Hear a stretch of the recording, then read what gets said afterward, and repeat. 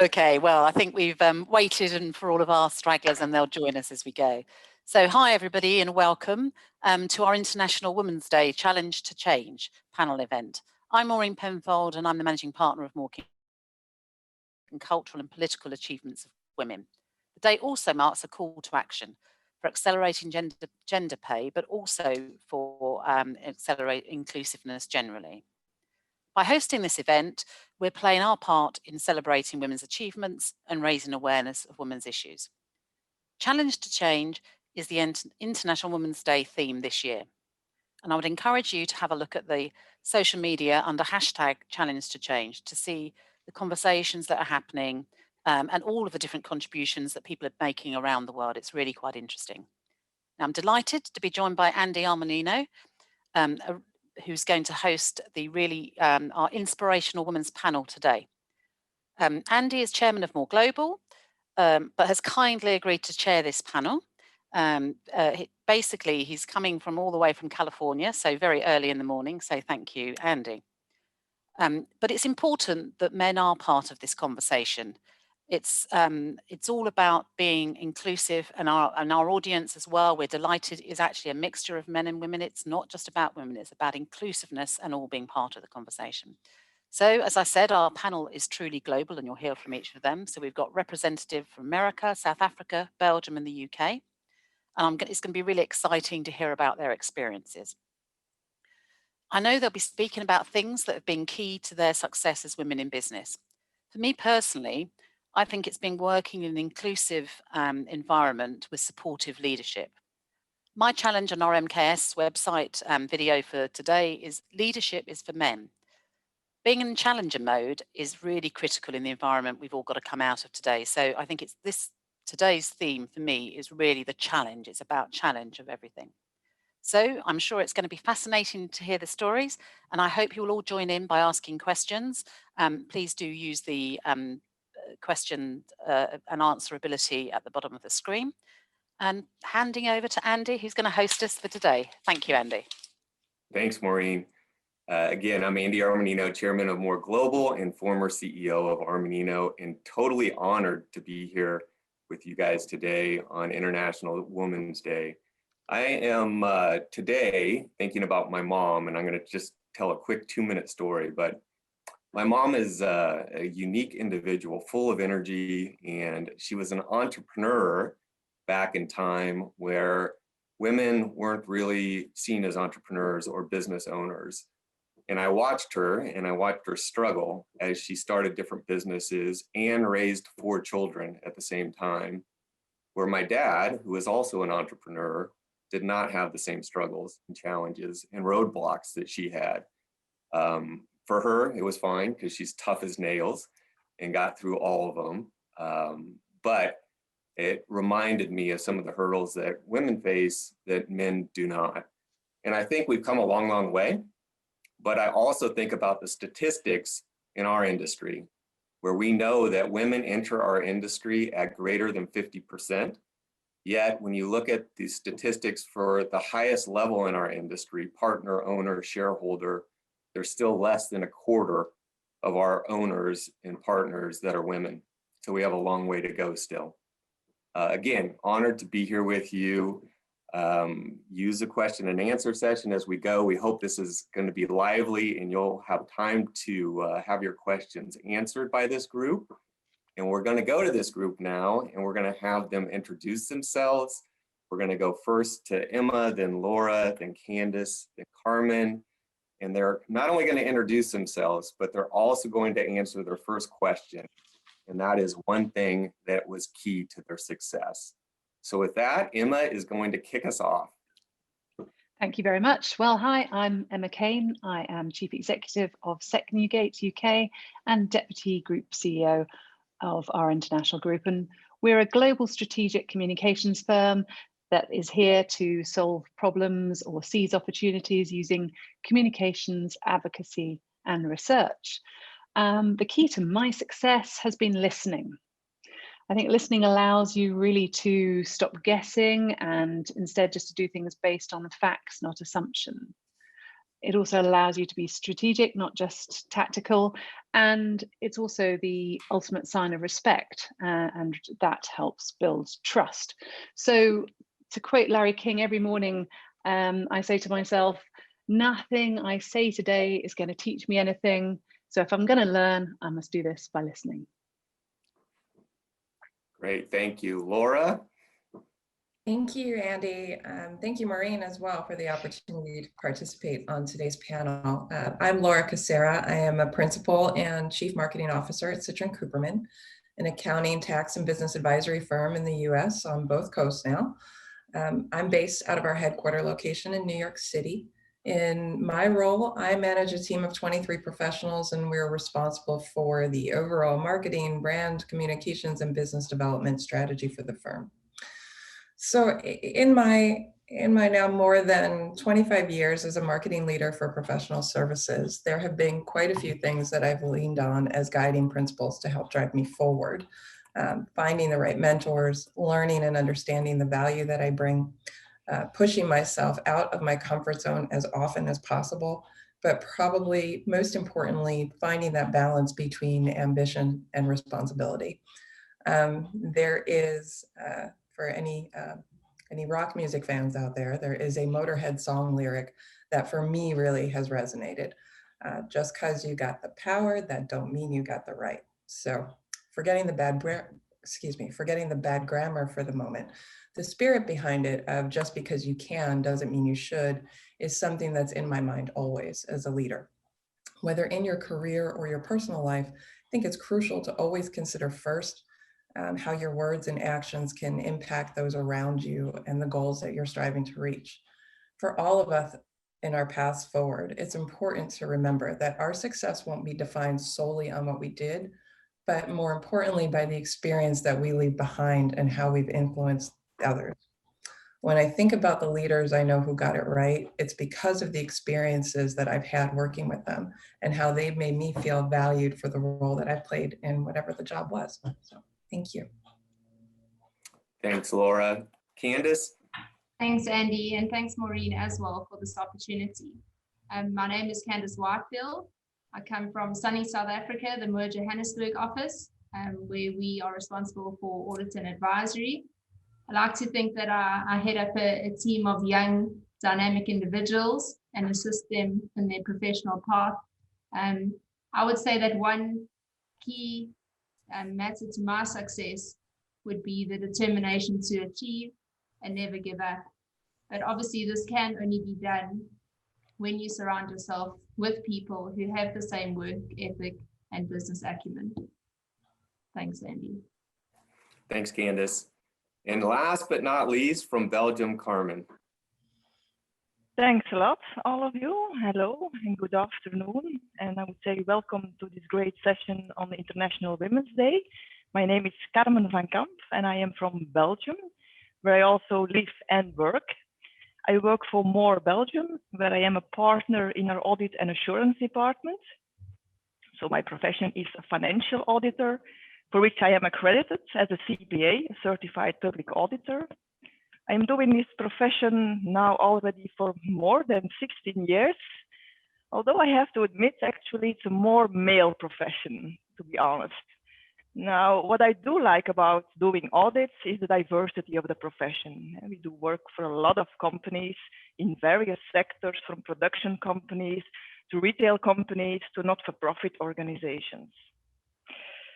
If I have to mention, one thing that has been key to my success, although I have to question a bit the word success here, because success is different for each kind of person, and success can mean different kind of things, from being promoted to a manager, to a partner, to a board member, to also becoming a parent of beautiful children.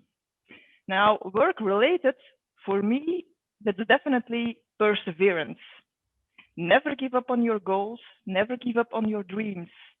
If you get rejected at some place, or if you have a failure, if the door does not open, then you probably have the wrong door and you have to move on. And the right door will always open. And success is mostly the result of several failures. Thank you. Great advice, Carmen. Thank you very much. Okay, so we're going to get into some questions. And what I would encourage is the panel to help me with these questions. I'm going to ask one of you a question, but after that person's done with their response, it's better, I always find, that the panelists jump in too and give their thoughts, and maybe you have some differences from the initial answer. So we'd love to hear that. Emma, you're going to get the first question, and that is, what advice would you give other female leaders to help their teams thrive? Well, thank you. I don't think my advice is specifically to female leaders, but what I consider to be good leadership anyway. So the starting point is to lead by example. And I think showing vulnerability is very important, because if people around you just think that it's always easy for you, but they're finding things really difficult, they'll probably think they're in the wrong role. So I think you have to show that it's not always plain sailing. I think you have to surround yourself with the very best people. It's not always easy at the start of your career or when you're starting a business, but always get the best people you can, because they're the heart of most businesses. And invest time in really understanding what motivates them, because they'll want careers, not jobs, if you've got the right people. So understanding that and helping them, and ask them how you're doing and supporting them with their careers to achieve their aspirations. Embracing diversity is another key thing, and by that I mean one of the faults that business leaders can have is to only hire people in their own likeness.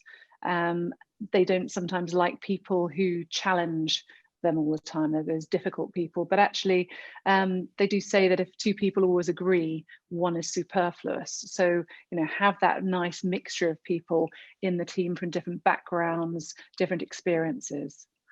Communication is a critical part of leadership, and telling people what you expect from them. Be clear about what success looks like for you, and measuring things not just through financial goals, but also how well people live the culture of your organization and live those values. And make sure that you're putting as much emphasis on the internal stakeholders as the external stakeholders. And I think we've all found during the pandemic that this has been something that people have had to do a lot more of. And now hopefully that is a good thing that will come out of a very awful situation we've all found ourselves in. And don't make it a one-way dialogue. Listen and learn from what you hear. Then there's sort of leading by example. So what's the purpose of your organization? Is it crystal clear? Does your team understand your vision and values? And are you as a leader leading by example? That's what leadership is all about. Then there is mental health and well-being. I think compassion, empathy, caring for your team really matters. And so, people don't just want a job, they want to feel proud of the organization that they're part of. And I think one of the most popular things that I've done over just before actually the pandemic hit, was I appointed and trained 5 mental health first aiders, and they have been very busy and worth their weight in gold. But so think about ways that you can support your team, and then equipping your team with the confidence and the skills they need to challenge behavior that's not appropriate. Sort of banter is not acceptable. And I think sometimes I've been guilty of it myself, sitting in a meeting where somebody uses really old-fashioned and unacceptable terminology and not picking them up on it there and then. Well, I've changed that now. I do it. And I think you need to help people who maybe think, well, it's my biggest client, I can't say anything. But I think there are ways of doing things to show that it's not appropriate. And I mean, we had an example the other day. One of my colleagues wrote an article about a professional advisor to a client having described a report as a bit gay and said it was limp and lacked conviction. I mean, it's just appalling to think that things like that can be said in any environment. But we need to embrace today's theme of choosing to challenge. We need to call out things like that. 2 final points. Never have AOB on an agenda is my other tip for success, because it's always the last 5 minutes of a meeting when people say, oh, just one more thing, or they get you at the end of the meeting. So if you're going to have control of a situation, prepare and not get ambushed. Never have AOB. and then investing in yourself. I know that my career, until really relatively recently, I said no to any opportunity that involved public speaking because I just hated it. And so I kind of anchored myself where I was. I sort of, my career was anchored by fear. So that's something to sort out. And then finally, saying thank you. I think everybody needs to feel appreciated and know that their contribution is making a difference. So those are my kind of tips on leadership. And thank you for having me here today. Thank you. Yeah, Emma, wonderful advice in there. I'm taking note of AOB because I do a lot of agendas, and that one is good advice. I will start doing that. One of the other things that you said about diversity, and I think about it I'm on 2 public company boards. One of them is very diverse and one of them is not. And I can tell you which one is higher functioning. It's the one that's far more diverse. Other thoughts on that from the panelists? Andy, I think this is Laura. I think that one of the things also, I think if you really want your team to thrive, and I agree with Emma, I think this advice isn't female or male. This is leadership advice, right? So it's just give them, your team has to have the authority to feel empowered. And room to grow, right? I talk about this. I talk about this a lot because I really think that it's critical for a good leader to really be able to understand how to leverage the talents and individuality of her team to shine. And sometimes, that's where you really can break new ground together. I think, Steve Jobs, I think, said it probably the best, right? And all of those, everything is a quote for life now on social media, right? So here's another one where he really says it doesn't make sense to hire smart people and tell them what to do, but we hire smart people so they will tell us what to do. And I think that is, that's really true. To be successful in a leadership role, I think it's critical. Again, as my colleague Emma said, I think right from the start, it's critical really to listen and trust those that you have in place to help push your strategy, your team, and the firm forward. Our accomplishments here within the marketing team at Citrin Cooperman are, a collaborative effort where my most important role as their leader is to listen to my team and not the other way around, right? I think that it's really how you can build an environment where we are all able to express ideas and feel comfortable discussing, new matters, discussing challenges. It's how we grow, and how some of the best ideas, I think, really do come from collective conversations in rooms where, again, everyone feels empowered to add their value, their thoughts, and challenge also. Challenge what is laid out in front of them and look at something a different way. I think those different perspectives are really what instills the new and best ideas to come to the table. But they can't do that if you as their leader aren't listening and aren't hearing them. So just a little bit to add. Thank you. Thanks, Laura. Anything else, Candace or Carmen, on this one? On my side, Andy, it's exactly the same thing what Emma and Laura have said.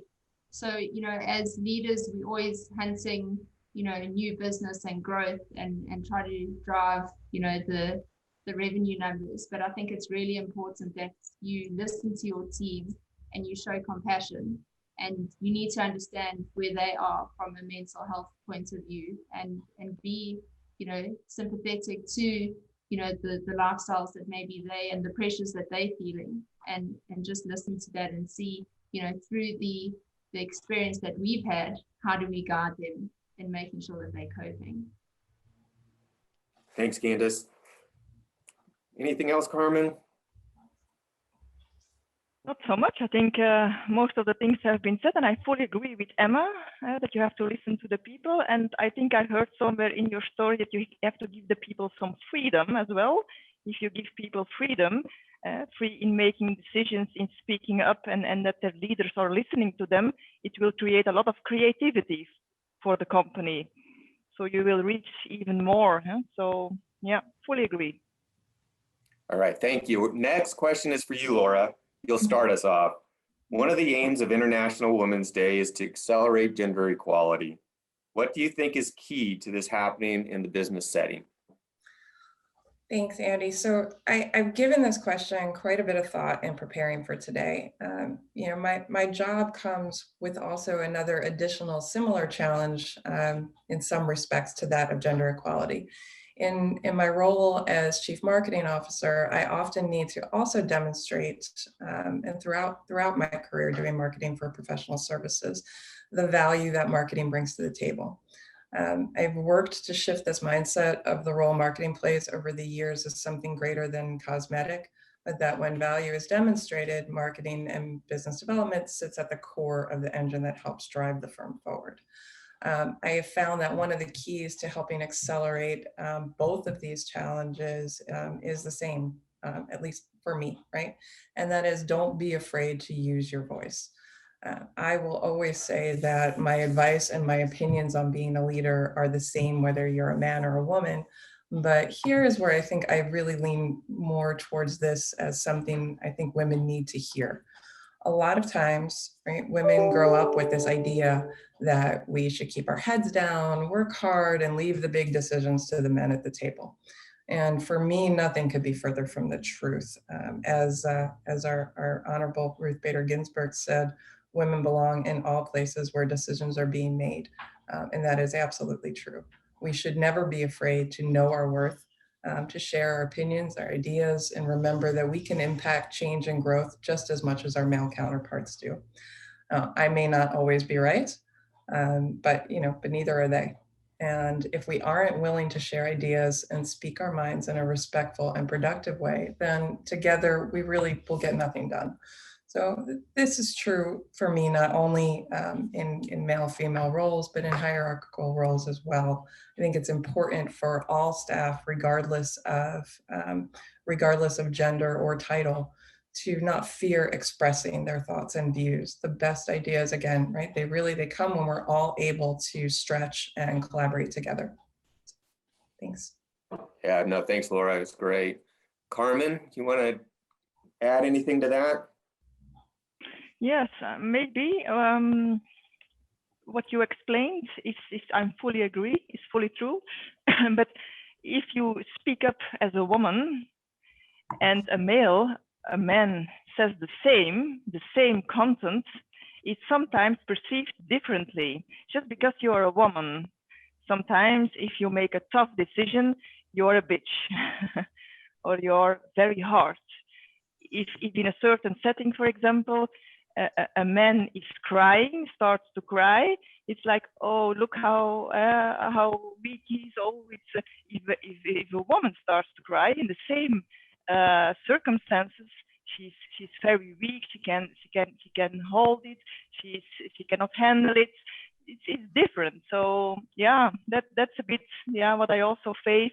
That we see we can handle and we need to handle the same as men do, but the impact is differently perceived by people. So that's should not be the case, but yeah. I fully agree, and I've seen it. Anyone else want to add to that one, Emma or Candace or Maureen? Sorry. Maureen. No, carry on. You're the panelist. I'm just interfering, so you carry on. Well, I'll just. I mean, it was just interesting. I googled world's leading entrepreneurs, not sort of attaching a gender to it, and then clicked on images, and it's such a long way down that you have to go till you see a woman, and then it's Oprah is first, and then again it's a lot further. And so I think this thing of, how do we accelerate gender equality is part of the theme for this year, and that you have to seek out and celebrate success, because people do need to identify and say, well, it can be done. And I mean, an example from, I chair Target Ovarian Cancer, and had an extraordinary experience of speaking to someone who, a Black woman who didn't think that women got cancer, because you never see Black women in the materials that are out there. It was just something that it was just like one of those diseases that, and so you know, I'm not equating the two things. I'm just saying that that power of marketing and advertising and communication. We've got to show that women can be up there and be successful, and all of us have jobs to do to elevate those examples. I was just going to comment on one thing that I heard earlier today, which is something called the White House strategy. So in order to make sure your voice is heard as a woman in the room, which sometimes when a man says the same thing, that's the good idea and it hasn't been, is that you should plant people in the room. Because if you may say an idea and somebody immediately supports that idea and says, that's a good idea, immediately everybody listens, as opposed to what often does happen to women is that their voices sort of got lost. And then later on that idea comes back with a male tone to it and actually gets accepted. So I quite like the idea of the White House strategy. I'd recommend it. Yeah. Candace, anything to add on this one? Nothing further. I think everyone's touched on what my views are already. Okay, good. Well, the next question is for you, Candace. Candace, is there a particular person that you're grateful towards who helped you get to where you are? So Andy, this question, absolutely there is a key individual that's helped me achieve what I have to date. But I would say achieving my successes to date, I would base it on 4 things, and obviously linked to a key individual who has assisted me in getting where I am today. And I'm forever grateful for that person is obviously my business partner. So Oliver and I have worked together, and Andy and Maureen, you have met Oliver before. We've worked together for 20 years now. I can't believe it that it has actually been 20 years. And I do believe that having a business partner who you have the utmost respect for and trust has aided me and allowed me to do what I have achieved to date. Knowing that you have someone in your corner, I think knowing that he just allows you to be you is very unique in the business world. And I think it also goes to that previous conversation, is that when there is an idea that's presented, coming from a young woman, you know, it's not shot down and it is listened to, and almost, you know, having that White House effect that Maureen spoke about, is that, you know, he says it's a good idea.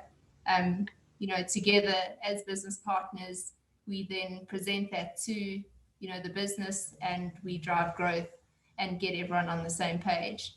So absolutely, I think Oliver is key to the successes that I have achieved to date.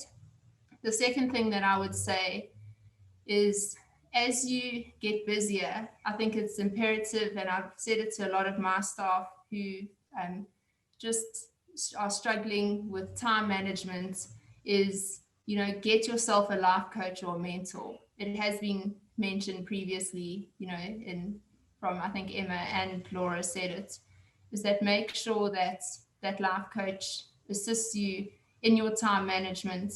I feel that the more and more now than ever, specifically, you know, working from home, is mental well-being is critical for our successes. And I think just having a sounding board of someone who maybe isn't involved in the businesses that you run is key to that success, because they can just, you know, set things, you know, take a step back and say, listen, this is actually, put things into perspective. And I think that's key. One of the other things that has assisted me in the successes that I've achieved is make sure that you have a really good support system. You know, a lot of us are mothers and we're trying to run businesses, and you can absolutely not do that if you don't have a proper support system at home. Luckily for me, I have that.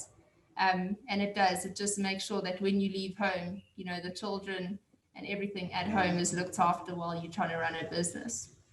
And then I would say, and I've touched on this a bit before, is just make sure that you surround yourself with a team, and in our case, young dynamic individuals who buy into your culture and your work ethic, because without that, you know, you can't do it on your own, and you absolutely need people around you to support your vision. Thanks, Candace. I think you're hitting on the importance of sponsorship and partnership. And do any of you guys have more to add, or is there a special sponsor or mentor that any of you had? Emma? I think there are some people who've been very important in helping, but I think the person who was the catalyst to me backing myself and setting up my own business was somebody who had was a sort of bullying, sexist nightmare, who had left on my desk a book called How to Dine Out and Lose Weight, with the inscription, "Pile on the profits, not the pounds." And that was the defining moment when I remember thinking, I really deserve better than this. And I think everything that was wrong in that organization, and so on, when I decided to say enough, I'm going. So I've taken a lot of the things that I learned from that experience and that environment, and I think they say turning lemons into lemonade is what I did. But I will always, thank that experience in some ways for saying enough. I'm going to actually build something that I'm proud of, and that as a culture I want to operate in. And so I just look back to that on International Women's Day and think, haven't we come a long way? Absolutely. And Andy, what I do think is that comes from a place of self-awareness. I do feel that having a life coach and even a mentor helps you to build that self-awareness. And maybe if you had got that book and you weren't self-aware, you would have just put it aside and carried on. But knowing what you want and what you're not willing to settle for, absolutely, you made the right decision. I mean, if I got that book, I would have done exactly the same thing. Like, that's something that you can't tolerate. It's interesting. At Armanino, we set up something called the WAN, the Women's Advancement Network. And we did a lot of research on what made people successful. And the number one indicator for success was sponsorship and having the right sponsor. The thing that we found really interesting is that men, and I don't remember the precise percentages, so I won't try to be precise, but men asked for sponsorship at least 2x more than women had asked for sponsorship. And so that's something we really worked on. Carmen or Laura, any other thoughts on this one, or a special person that helped?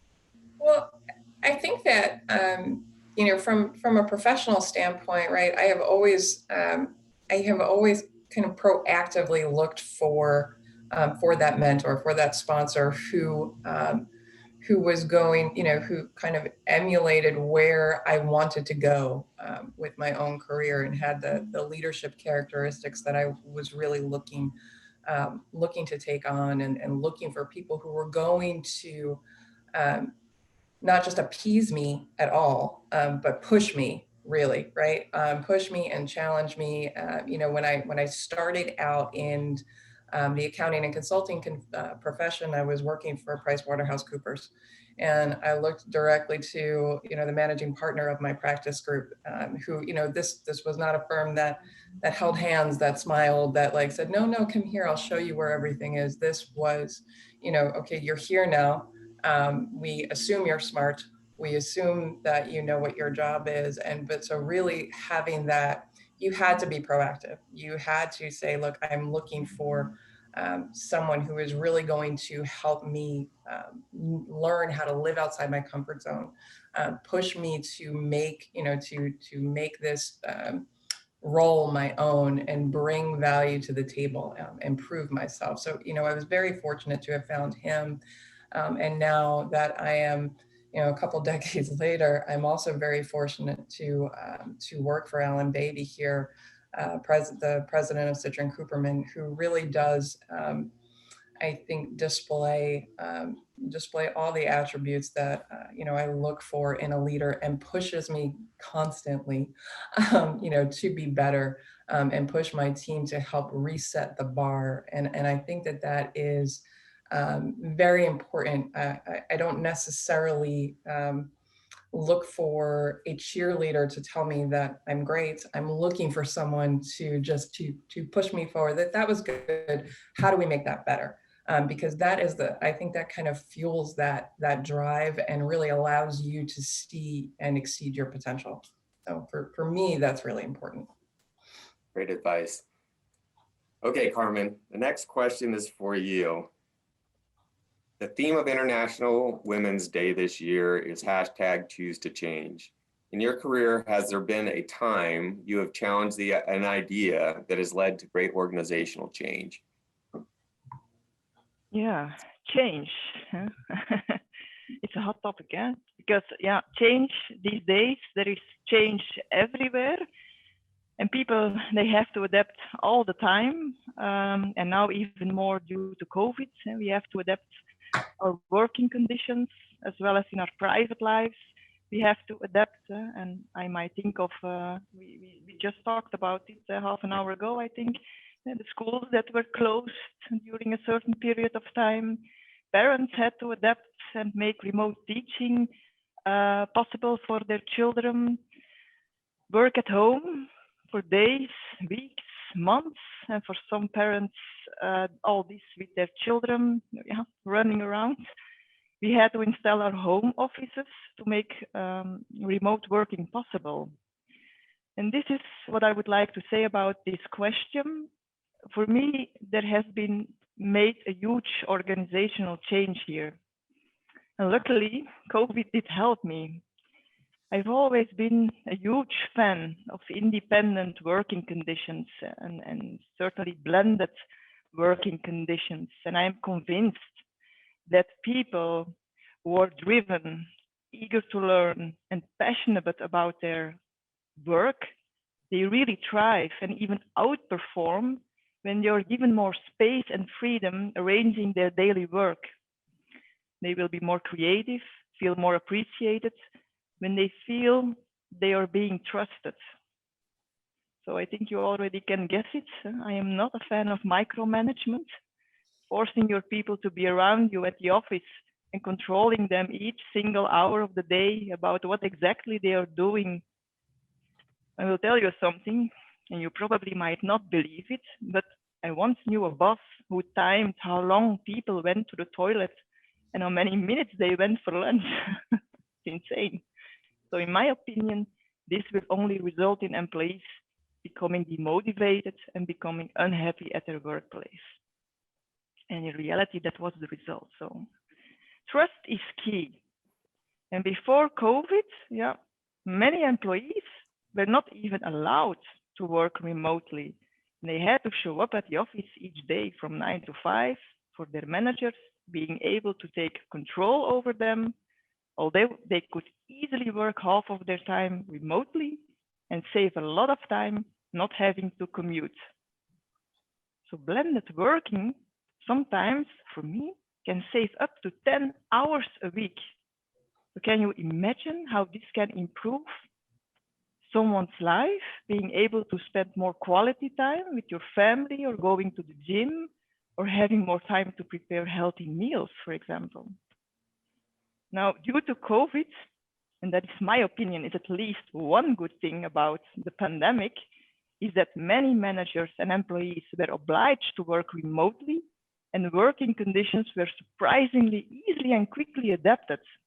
And the supervisor also had to adapt on how to manage their people and how to trust their teams.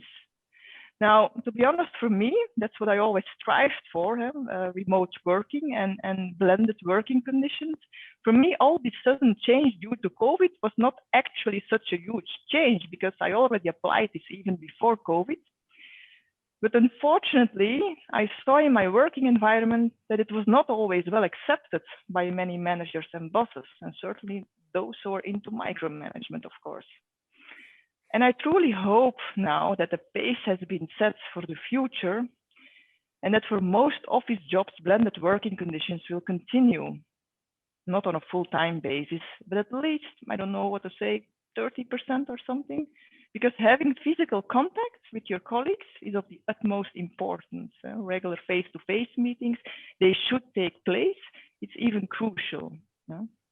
And I know, of course, this is not what I'm saying, what I'm speaking all about. It's not possible for all kinds of jobs. And I think of employees who are working in a factory or in a retail store, they have to be present during the opening hours. And even some managers, they will thrive better when they are being supervised full time. So I can imagine that some people will not agree with me what I am saying now, but in any case, everybody is free to choose how to organize their work and how they feel at their best to outperform. Thank you. Thanks, Carmen. Anyone else want to comment on this one? Emma? I think that for me, it was challenging the sort of part-timers and the attitude towards particularly women working part-time. And so I challenged that and have a lot of really fantastic part-time people who do an amazing job and talent that I wouldn't necessarily otherwise have been able to attract or afford. And this really changed our business enormously. And that whole sense of sort of presenteeism, I think, as well, that you can't be a leader unless you're 5 days a week in the office. I think that's something that has been has helped in terms of getting a better quality of people, getting a much better culture in the office and so on. It's something that I'd inherited before, but that I'm sort of proud of changing there. It fits into what Carmen was saying, I think. Yeah, Candace or Laura? Yeah, I think on my side, I think it's exactly that. I think it's, for so long we came into the office and we worked these 9-hour days, and lockdown forced us to, work remotely. And it was such a refreshing change. A lot of us were already on the road at 6 o'clock in the morning and got home at 7 o'clock at night. And when you trying to be a good mom to your kids and just be present for them, I mean, they get you at your worst time when you have spent an hour and a half in traffic. And so absolutely, I think it's, working from home and having, the opportunity to work from home and then come into the office when you need to has absolutely driven a huge shift in our business. And productivity is better. You can monitor people remotely and you can find out and touch base what they're working on and agree that, you don't have to micromanage. And if they want to go for a run, absolutely go for a run in the middle of the day, but make sure that your work is done when you said it's going to be done. So it does lead to a different management style, but, we're all here to adapt and change. And for us in our organization, I think it's been a blessing. Yeah, I think I agree 100% with everything that Carmen said and Emma and Candace on, being able to work from home and adapt in the way that we have, I think has really shown a lot of success in terms of how productive we can all still be, and in some cases, I think, has even really managed to fuel, I think, new ideas and new ways of trying to figure out how to kind of come together and work together and really be a team for us, just like everybody else during this weird, impossible, horrific year, right? We have been working to help our clients and communities reimagine their futures. And in the same vein, there was a group of us that have really said, hey, we need to also consider how to reimagine our own, and really looked now to try to drive a more focused culture shift around, how we build that future going forward together, and really has sparked a full firm-wide movement in how we are approaching our growth, business development, and trying to pave a way for a more inclusive methodology for all levels of professionals at Citra & Cooperman to contribute and play a role in our continued growth. Because, as everything continues to shift, and even when, the offices are all open again, right? I think we're going to be looking at a very different tomorrow. And I think this, in the face of this challenge has really kind of shown some opportunity on how we can all still thrive if we can kind of manage through this change. So makes a ton of sense. Sorry, Go ahead, Andy. One of Candace. the things as well is that you don't physically have to be in the Johannesburg office to do a Joburg audit for argument's sake. So one of the things, is, we want to promote women in leadership positions. So why can't women sit on, as non-exec board members on international companies? If you understand, the jurisdiction that you're working in, absolutely, I can sit on a board in Australia or the UK. And because you don't physically need to be present, but as long as you have Teams or Zoom, you can contribute quite significantly to that board. And maybe that is one way that, companies need to start rethinking who sits on their board and promote their board that way. Yeah, I think that's great. So we have a few questions now that the audience has asked, some really great questions. And it's just a reminder to everyone, please post questions if you have them. Ali, thank you for the question. I think the panel just nailed your question, and that had to do with working from home and potential for senior roles for women. And so thank you, panel. You already got the first one. I'm going to post the next one, and it's from Martin from our new Budapest office. And Martin asks, what would be a practical advice you would give to your male colleagues who would love to play a bigger role in empowering female colleagues? Who wants to tackle that one first?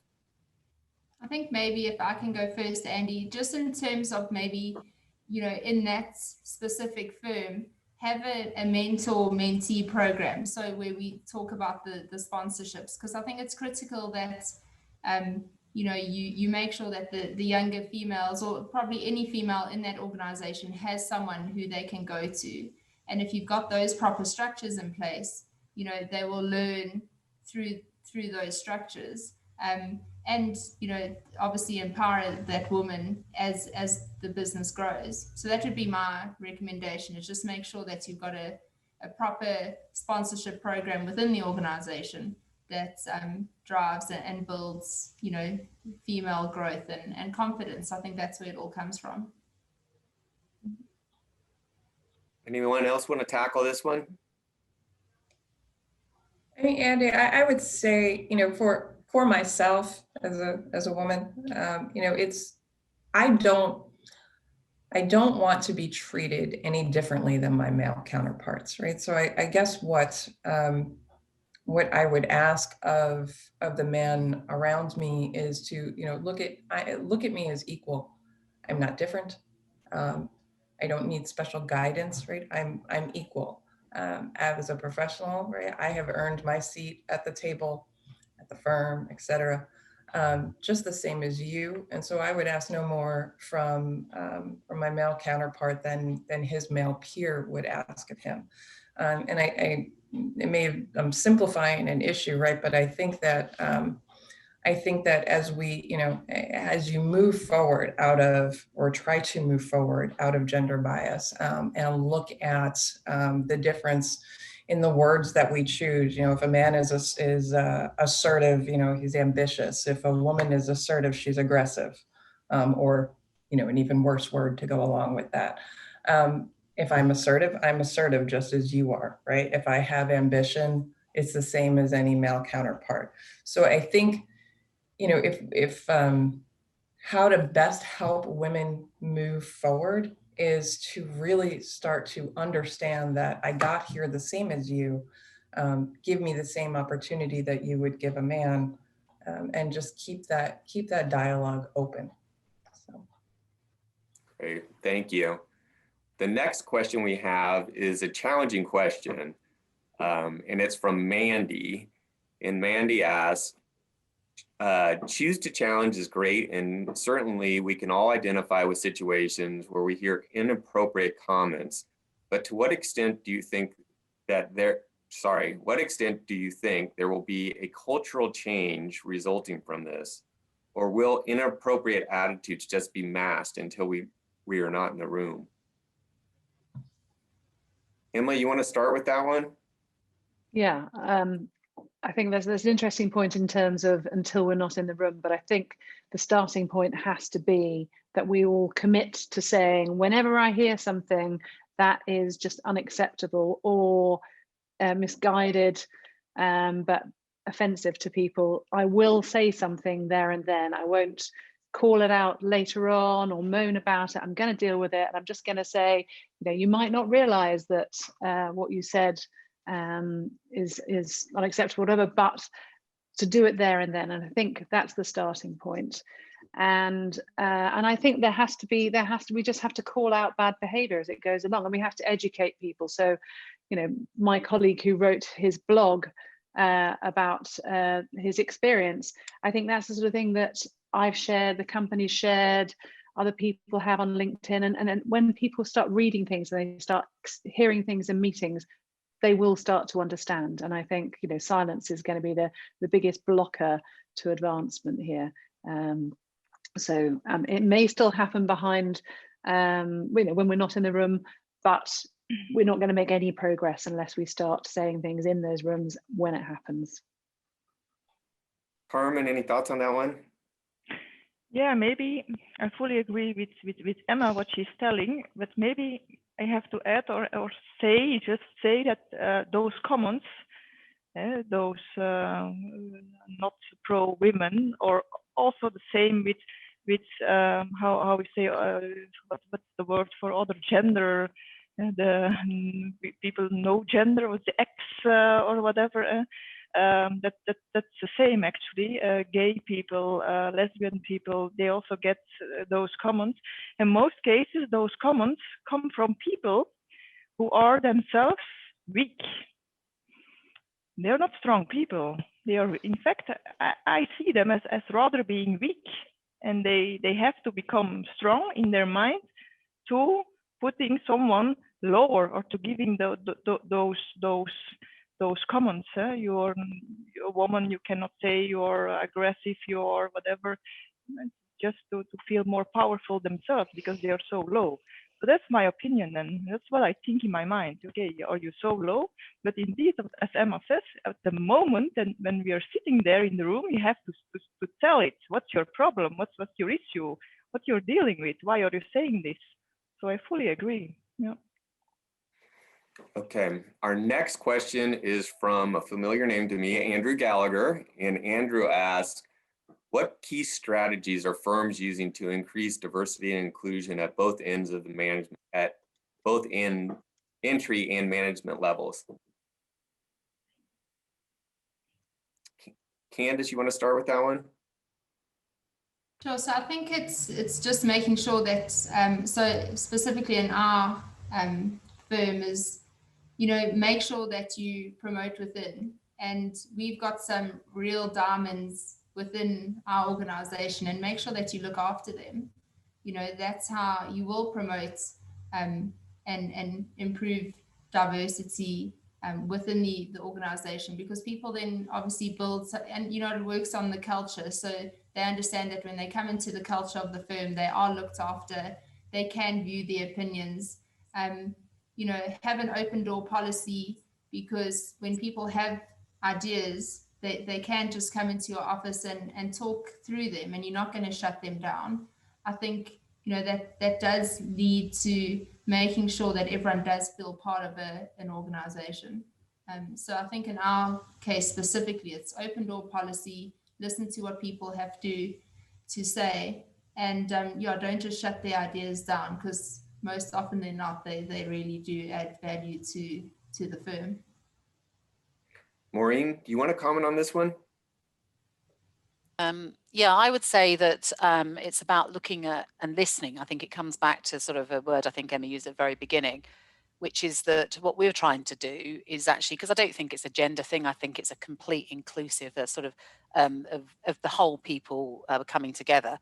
So what we've tried to do is actually look at and get sort of feedback from groups of people as to how we can improve. And because it's the little things, whether it's the calling out the behavior or not, but making sure that your whole of your processes, from recruitment to development to promotion, that they are all sort of fair, sort of the bias is taken out of them.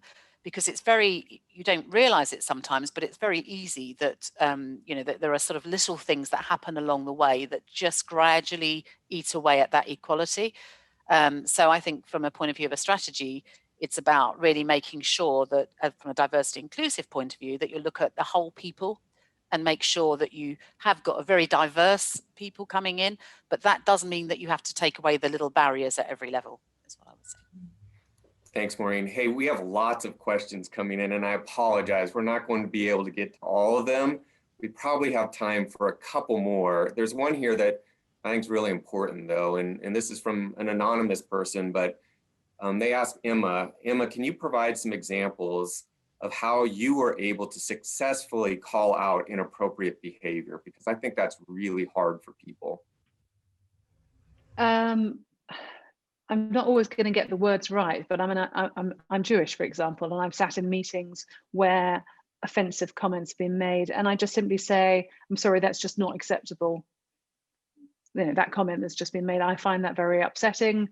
Or to other colleagues, I have said to them, particularly on the back recently of the one about homophobic comments in meetings, I want you all to know that it doesn't matter, it's our biggest client, call it out. You know, it's unacceptable. This is not about the relationship between us and the sort of the value of that relationship financially. This is about a cultural thing. You don't have to, you can do it in a way and say to people, you may not realize what you have said is offensive, upsetting, depending on the degree of it. Or, you know, I'm sure you didn't really mean those words, but you might want to think about rephrasing that. But calling it out there and then is essential. And one of the things that we're doing now is in this year is providing people with training around how to have difficult conversations with people. I mean, I'm not necessarily going to have articulated that very well now, but I think it's just about, you don't have to embarrass people. You don't have to become aggressive. You just have to say, I found that comment unacceptable. You may not have meant what you said, but please rethink it, and then move on. Yeah, I had an example. It's interesting because this happens to people you're close to and not close to in different settings. I had something happen this last weekend, and one of my best friends was with me, and he made a comment about a racist comment I felt, and I just stopped and said, that's not acceptable. And then we talked about it, and he apologized. I think what it takes is courage to be able to call it out, and it's just a commitment we all have to make to stop this. Okay, but the corporate support to say it's okay to do it. That's the thing, because people may not think they can do it at work, they can at home. I think it's really important to make sure that that culture is with client as well as with colleagues. And I think your point is valid, Emma, because it's very easy to think that somehow but all our people are going to be dealing with those clients. So I think that's a really important point. Okay, maybe our last question, and I apologize to everyone because there's really good questions here. Laura, and this is maybe Laura could start answering this one, is the pay gap between men and women still exists? What do you feel the best way to approach this discrepancy in our industry? The pay gap. Pay me. No, I think that you know, that is a question that you know, is going to take a lot more minds than just my opinion, right? But I can't believe actually it is probably one of the most frustrating things that is still kind of on the table and up for debate, right? The pay is, you know, should be based on the role and on the merits and on all of the, you know, X other factors, but it should have nothing to do with if I am male or female. So I think that, you know, we need to get the collective leadership that be, you know, really looking at and understanding where those pay gaps still exist, and how to, you know, how to correct that, and not, you know, not in this, you know, gee, it would be nice, and, you know, over a, you know, couple of decades we will catch up, but, you know, how do we fix this now? Because one of the keys when you're talking about attracting and retaining talented people and keeping them motivated, right, is and being able to stand behind stand behind this whole, desire to choose to challenge and affect change for gender equality is, with Cuba Gooding Jr., right? Show me the money, right? So back it up with really, demonstrating that you value, women's contributions to the table, whether that is in a manager role, in a CEO role, human resources, et cetera. Show me that value on paper as well. It's equal is equal not only in the boardroom in conversation, but in what I take home to myself, to my family. So, I don't have a specific plan, but I have specific opinions. Carmen, do you have any thoughts on this one? Carmen, can you hear me? I'm sorry, I thought you said Maureen. sorry. No, I actually agree with what Laura is saying, and I'm convinced still that there is still a pay gap these days. So we've come from far over the past 10, 20 years, I think, where the gap was even larger. I think now the gap, I don't know, what is it, 10, 15% still, even in Belgium, I'm convinced it still is. And I'm also, I'm of the opinion that we are doing the work, and you are to be paid for the work, for your effort, for your results. And if your results are the same as a male colleague or whomever, you should be paid the same. So that there should be no difference. But I think, and I'm a bit afraid that we still have a long way to go to make that equal. But I know we're a couple minutes over, but I want to make sure that Emma or Candace if you have any last thoughts on this one, that you have time to. No, I think on my side, it just blows my mind that there is that pay gap. If you can do the job, you should be remunerated accordingly. Yeah. I do think measuring it helps, though. I'm a believer in numbers, and I think since everyone's had to publish their gender pay gap, it has helped people focus. I'm very proud that at Moore Kingston Smith we've got some very good statistics ahead of the market. I mean, that we want them to be perfect, but we're working on it. But I think since they've been measured, and I think it's a real shame that through the pandemic that the requirement this year just got shelved in the UK anyway, because once people are measuring it, if you measure something, you tend to work harder at fixing it. There's no reason to have shelved it. I think no, that it doesn't make sense. Ridiculous. Yeah. All right, everyone, that was wonderful. And we had a number of other really great questions. I posted it to our panel, and maybe our panel will get a chance to respond back to the questions, but really great questions from everyone.